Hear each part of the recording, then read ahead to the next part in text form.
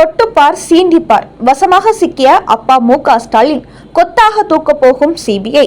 டெல்லியில் போடப்பட்ட அதிரடி ஸ்கெட்ச், அறிவாலயத்தில் பற்றி கொண்ட பரபரப்பு. வணக்கம் நண்பர்களே. தமிழக முதலமைச்சர் மு.க. ஸ்டாலினை பொறுத்தவரை திமுகவில் எந்த ஊழல் அமைச்சர்கள் மீது வழக்கு பதிவு செய்யப்பட்டாலோ அல்லது அவர்கள் சிறையில் அடைக்கப்பட்டாலோ அதை பெரிதாக கண்டுகொள்ள மாட்டார். ஆனால் செந்தில் பாலாஜி போன்ற சிலரை தொட்டுவிட்டால் மட்டுமே கொந்தளித்து விடுவார். அப்படித்தான் கடந்த அதிமுக ஆட்சி காலத்தில் போக்குவரத்து துறை அமைச்சராக இருந்தபோது செய்த ஊழல் அடிப்படையில் செந்தில் பாலாஜியை அமலாக்கத்துறை கைது செய்த போது மு.க. ஸ்டாலின் கடுமையாக கொந்தளித்தார். தொட்டுப்பார் சீண்டிப்பார் என்றெல்லாம் வீடியோ வெளியிட்டார். இவர் எந்த நேரத்தில் அப்படி ஒரு வீடியோ வெளியிட்டாரோ தெரியவில்லை. அதுவே செந்தில் பாலாஜிக்கு ஆப்படித்து விட்டது. ஒரு ஆண்டுக்கு மேல் அவரை புழல் சிறையில் வைத்து விட்டார்கள். அமித்ஷா அந்த சமயத்தில் சென்னை வந்தபோது அவர் விமான நிலையத்தில் வந்து இறங்கியதுமே மின்சாரத்தை துண்டித்தார் செந்தில் பாலாஜி. இது போன்ற சில சம்பவங்களால் அவரை ஓராண்டுக்கு மேலாக சிறையில் வைத்து வறுத்தெடுத்தார்கள்.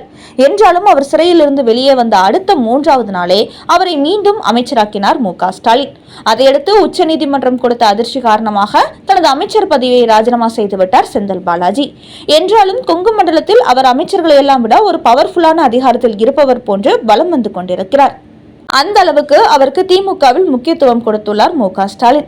இந்த நிலையில் தான் கரூரில் தமிழக வெற்றி கழகத்தின் பிரச்சார கூட்டம் நடைபெற்ற போது தனது சொந்த ஊரிலேயே விஜய்க்கு இவ்வளவு பெரிய கூட்டம் கூடியதை பார்த்து கொந்தளித்த செந்தில் பாலாஜி, அங்குள்ள காவல்துறை அதிகாரிகள் தனது கட்டுப்பாட்டில் இருந்ததால் அந்த கூட்டத்துக்குள் நெரிசலை ஏற்படுத்தி 41 பேர் உயிரிழக்கும் ஒரு அதிர்ச்சி சம்பவத்தை செய்தார்கள். இதுகுறித்த பல வீடியோ ஆதாரங்களை தமிழக வெற்றி கழகம் சார்பில் சிபிஐயிடம் ஒப்படைத்துள்ளார்கள். என்றாலும் முதல்கட்ட விசாரணையின் போது செந்தில் பாலாஜியை கண்டுகொள்ளாத சிபிஐ தற்போது விஜயை தொடர்ந்து அவருக்கு வருகிற 17ஆம் தேதி டெல்லியில் உள்ள சிபிஐ அலுவலகத்தில் ஆஜராகுமாறு சம்மன் அனுப்பியுள்ளார்கள். ஏற்கனவே 2 முறை சம்மன் அனுப்பிய போது தனக்கு கிடைக்கவில்லை என்பது போன்று சொல்லி வந்த செந்தில் பாலாஜி இன்றைய தினம் தனது இணைய பக்கத்தில் சம்மன் கிடைத்திருக்கிறது. வருகிற 17ஆம் தேதி சிபிஐ அலுவலகத்தில் ஆஜராகி விளக்கம் கொடுக்க போகிறேன் என்று தெரிவித்திருக்கிறார்.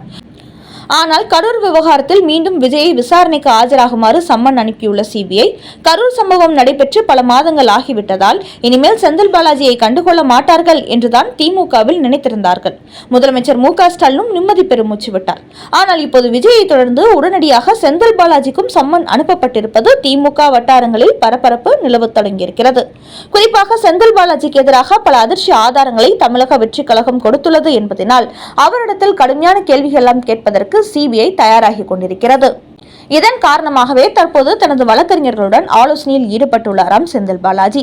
மேலும் மு.க. ஸ்டாலினை பொறுத்தவரை இந்த முறை செந்தில் பாலாஜியை வைத்து கொங்கு மண்டலத்தில் அதிகப்படியான தொகுதிகளில் வெற்றி பெற வேண்டும் என்று திட்டமிட்டு வருகிறார். அதனால்தான் அவரை அங்கு தேர்தல் பொறுப்பாளராக நியமித்து களத்தில் இறக்கிவிட்டுள்ளார்.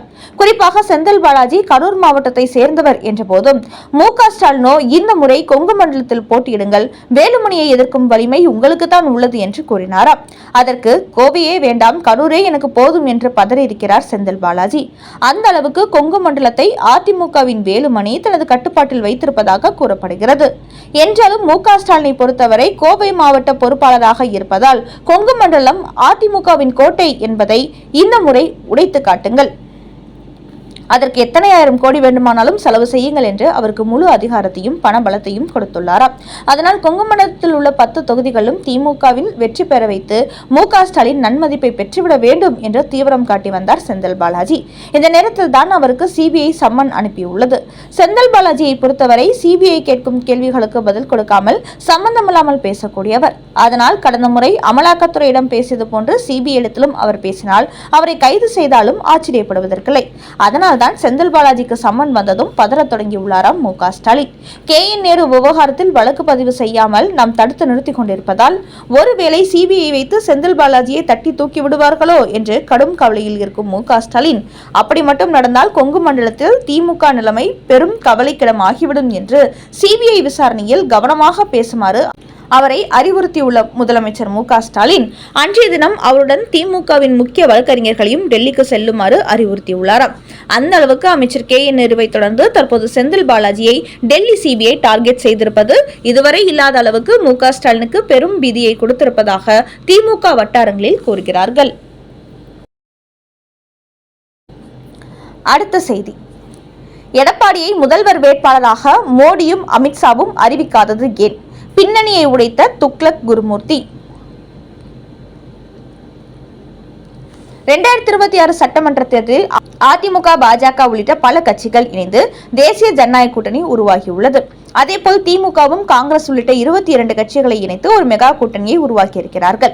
இன்னொரு பக்கம் சீமானும், விஜயும் தனித்தனியே போட்டியிடுகிறார்கள். இந்த நிலையில் மு.க. ஸ்டாலின் எப்படி கூட்டணி ஆட்சி கிடையாது, திமுக மட்டுமே தனித்தாட்சி அமைப்போம் என்று கூறி வருகிறாரோ, அதேபோல்தான் எடப்பாடி பழனிசாமியும் அதிமுக தனித்தாட்சி அமைப்போம் என்று கூறி வருகிறார். என்றாலும் தேசிய ஜனநாயக கூட்டணி சார்பில் பிரச்சாரத்தில் பங்கேற்க வரும் பிரதமர் மோடி, அமித்ஷா ஆகிய இருவருமே எடப்பாடி பழனிசாமி முதலமைச்சர் வேட்பாளர் என்று கூறுவதில்லை. இந்த நிலையில்தான் இதுகுறித்து துக்ளக் குருமூர்த்தியிடம் கேட்கப்பட்ட ஒரு கேள்விக்கு அவர் பதில் கொடுத்துள்ளார். அவர் கூறும்போது, பிரதமர் மோடி, அமித்ஷா இருவருமே NDAவுக்கு வாக்களியுங்கள் என்றுதான் கூறுகிறார்கள். எடப்பாடி பழனிசாமியை முதலமைச்சர் வேட்பாளர் என்று இதுவரை அறிவிக்கவில்லை. காரணம், எடப்பாடி முதலமைச்சர் வேட்பாளராக அறிவிப்பதில் லாபமும் உள்ளது, நஷ்டமும் உள்ளது என்று அவர்கள் கருதுகிறார்கள்.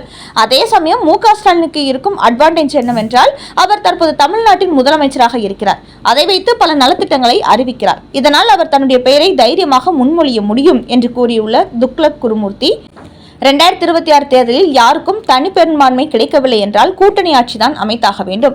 அதோடு தமிழ்நாட்டை பொறுத்தவரை தங்களுக்கு தனி பெரும்பான்மை கிடைக்காவிட்டால் ஆட்சியில் பங்கு தர மாட்டோம் என்று சொல்லக்கூடிய அளவுக்கு மு.க. ஸ்டாலினுக்கோ எடப்பாடி பழனிசாமிக்கோ ஆளுமை கிடையாது. அது மட்டுமின்றி தற்போது தமிழ்நாட்டு நிலவரத்தை பார்க்கும்போது அதிமுக கூட்டணி, திமுக கூட்டணி இரண்டுக்குமே தனி பெரும்பான்மை கிடைப்பதற்கான வாய்ப்பே இல்லை. அதனால் 2026 தமிழ்நாட்டில் கூட்டணி ஆட்சி அமைக்கத்தான் வாய்ப்புள்ளது. குறிப்பாக திமுக கடந்த தேர்தலை போன்று அரிது பெரும்பான்மை வெற்றி பெற்று விடலாம் என்று நினைக்கிறார்கள். ஆனால் அதற்கெல்லாம் சாத்தியமே இல்லை. ஆளும் கட்சி மீது அதிருப்தி அதிகமாக உள்ளது. அதனால்தான் முதலமைச்சர் மு.க. ஸ்டாலின் கடந்த முறையை விட இந்த முறை கூடுதலான தொகுதிகளை கூட்டணிக்கு இழுத்துள்ளார். அதே சமயம் தேசிய ஜனநாயக கூட்டணியும் வலுவாக உள்ளது. கூட்டணியில் இருக்கும் 4-5 கட்சிகள் வாக்கு வங்கி உள்ள கட்சிகள். அதனால் திமுகவை வீழ்த்துவதற்கான சாத்தியம் அதிகம் உள்ளது. குறிப்பாக விஜய் திமுகவின் ஓட்டுகளை பெரிய அளவில் பிரிப்பார் என்று கூறியுள்ள துக்ளக் குருமூர்த்தி, இந்த முறை அதிமுக கூட்டணியோ, திமுக கூட்டணியோ யார் அதிக தொகுதிகளை பிடித்தாலும் கூட்டணி கட்சிகளையும் சேர்த்துதான் அவர்களால் ஆட்சி அமைக்க முடியும். எங்களுக்கு ஆட்சி அதிகாரத்தில் பங்கு தந்தால்தான் உங்களுக்கு ஆதரவு தருவோம் என்று அவர்கள் சொன்னால் இவர்கள் கொடுத்துதான் ஆக வேண்டும். அதனால் 2026 சட்டமன்ற தேர்தலை பொறுத்தவரை எந்த கூட்டணி வெற்றி பெற்றாலும் தமிழ்நாட்டில் கூட்டணி ஆட்சி அமைப்பதற்கான சாத்தியங்களே அதிகமாக உள்ளது என்று கூறியுள்ளார் துக்ளக் குருமூர்த்தி.